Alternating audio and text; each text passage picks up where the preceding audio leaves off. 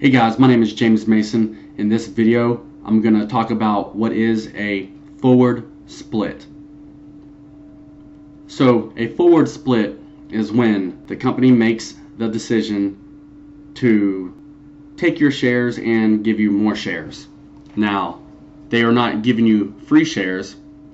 The dollar value of your position is still the same in the end. So the common ratio for a forward stock split is usually 2-for-1, meaning they will give you 2 shares for every one of yours.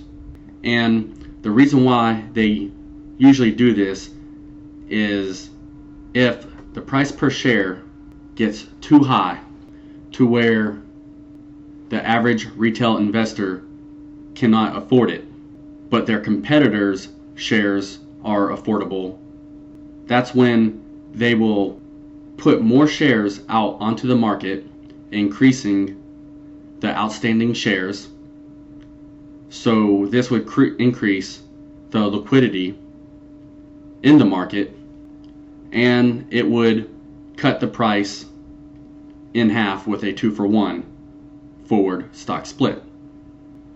So by decreasing the price and making more shares accessible for the retail investors, so really it's a tactic that is intentionally used to lower the price per share by diluting their own market to be competitive with the other companies in their industries.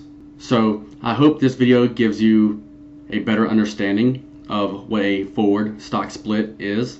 Overall, they are not as common as a reverse split, but it is better to be caught up in a forward split than a reverse split.